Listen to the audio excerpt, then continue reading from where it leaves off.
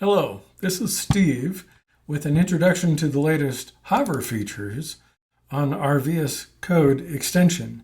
You can see that I'm looking at 194, which is the latest, just released today. 3 and 4 were just minor fixes to the hover feature that I released in 2. So let's take a look. So here we are at just some pretty much mock-up text, and what we're going to really discuss is how hover works and what it does for us. Hover is basically you move your mouse over something and you get a pop-up that describes the something you're hovering over. In this case, I'm hovering over the constant, and it is object public, meaning that other objects referencing this object could see it. It's 32 bits. The declaration line says constant 1 was assigned the value of 5, and you notice it says preceding comment. This is something I want to introduce, and that is comments can be in 2 locations. You see preceding comments or trailing comments. If both are present, the preceding will be picked up. If they're not, then the one that is present will be picked up, and so you see constant 2 shows the trailing comment. Preceding comments can also be multi-line. Now notice I have them as non-doc comments. They're single ticks. That is what we're using in most places for documentation of variables and constants. Public methods will be using doc comments, and the doc comments are extracted to documentation. So we're careful to only use doc comments at file header, file trailer, and then for public methods. We use non-doc for everything else in the document then. Let's continue to take a look. Here's a case where a preceding comment is multi-line, and so you can see it's included. Really?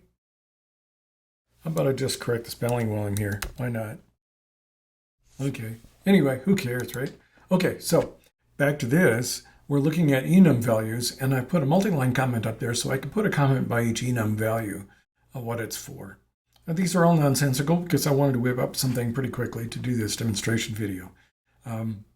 You will not do nonsensical in your code, right? Okay, so let's look now at hover around various locations in the code. Here we are in a constant area. Clock frequency is a user-defined public constant. There's a value I'm setting it to, so if I refer to it later, like here, you'll see that it tells me the declaration line. If I were many lines away, it would still tell me the declaration line. And I find that very nice for exploring code. It reminds me of the value that I'm currently expected to see. If it's built-in, you get a different kind of documentation. In this case, you get the declaration locally, but you also get it's a clock constant category. It's a Spin2 built-in, and it selects the XI and XO crystal plus PLL mode. All right, so that's what this does. So now you see my variables plus spin built-in, or constants, my constants and spin built-in constants both having documentation. Now here's a case, I'm back out to referencing enum. It shows me the big long constant from above. And then value 2, the comment preceding says 2 equals 3. Sure enough, val 2 equals enum value 3. Okay, so now let's go out here. Johnny Mac, I used your comment structure, and I replicated comments out here on the right. The reason being, and then explained it, because now when you look at the comments, it actually is a little bit more descriptive. It's output, and here's chip select, and here's serial clock. And so now if you would reference those pins, it would be more descriptive. Same thing out here. So we're looking at constants. We've seen enums already. Yep, it's just a larger block as you might expect. Let's take a look at objects now. In the object section, you have SBus is going to be an instance of that spin object. And the comment above says use the cog. So I'm pulling the comment above in this case. Here's a case for term. I'm pulling the trailing comment. So you see it's very flexible. You can comment it either way you want. Let's continue. Here are dat variables, preceding comment. Notice it's ignoring the trailing comment because the preceding is preferred. And then in this case, there's no preceding, so we use the trailing comment. Same thing for vars. Just showing you what we got going on here. I'm sorry, I'm hovering over long, not the var name. And so you can see the declaration line is there. Now let's look at null, at the pub values. So here with constant methods, it's pulling the documentation. In this case, let's look at this one. We have explain documentation. And now you'll notice this param and returns. I'm going to describe this more in a little bit, but I'm showing you I'm picking up the documentation. It's a brighter comment because it'll be shown in the documents when we generate that document. So these bright ones come out with a method name.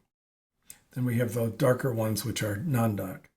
Now for private methods, non-doc comments are used.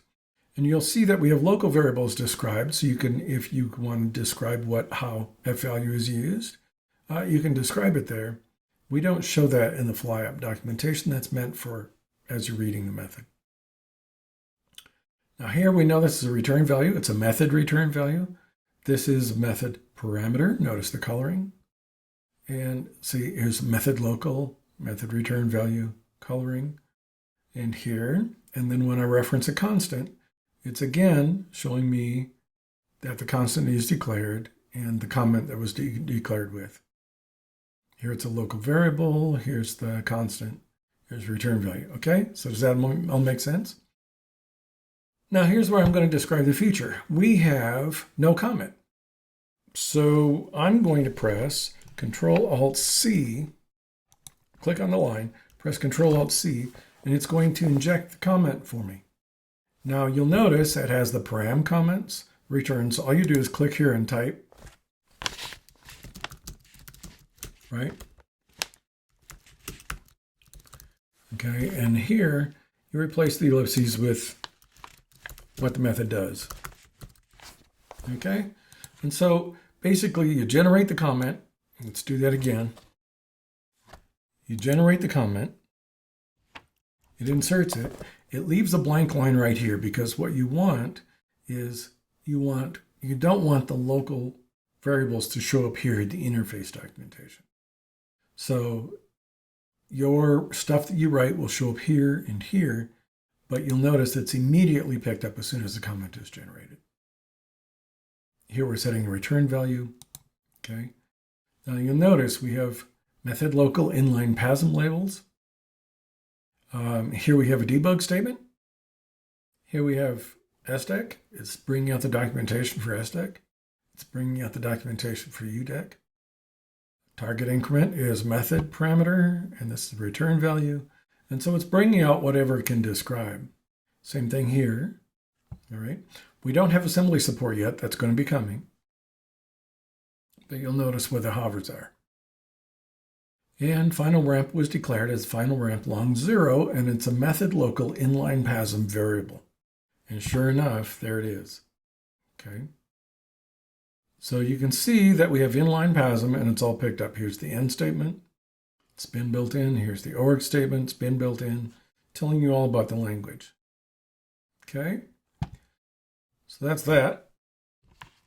Now let's go over and look at this file. Now we have, now I've got code. I don't remember what it does, and I'm interested in kind of remembering what it is. I'm reading an encoder pin, go target, it's method parameter, I have that. I can easily go in here and generate my doc comments, and you'll notice it says here that it just has a parameter target. There's no return values, nothing other than target. So I generated it. Now if I come down here, I can tell that the pin for the quad encoder is 2. So very quickly, without having to go chase and look it up, I'm doing a read pin of pin 2. Pretty simple. Encoder val is going to be displayed, and it's a local variable. That color tells you that, but now the pop-up also tells you that. Same thing here, target is the parameter. As we come down further, write the Y pin. Well, hey, what does Y pin do? It's a pin method, it's category of the Spin2 built-ins, and it writes the Y registers of the pin field smart pins with data. So again, all your documentation has come out of here, so you don't have to have the book open next to you. That's the real value of this. Term, debug display type built in. Eventually I'll decode all of these, but for right now, it's only decoding this part and variables in here like this. So it doesn't decode this yet because it's a user's name. That's coming. We'll be explaining everything we can as we get further. I'll probably never do strings, but it's doing everything else for you. Okay, so here there's our const, absolute method. It's a unary, returns an absolute value. Gain was declared at 50, max control counts is declared at, so it's really useful information as you're exploring code. And here's read pin. What does it do? Okay. And this will improve over time as I get this. Notice it gives you the wait milliseconds, wait ms. Up here, it tells you the signature of the method.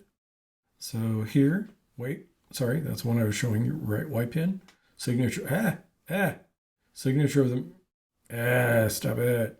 Signature of the method is there, right, Y pin. Read pin, signature of the method is at the top. And it returns as eval. Okay. Anything else I can show here? I think not.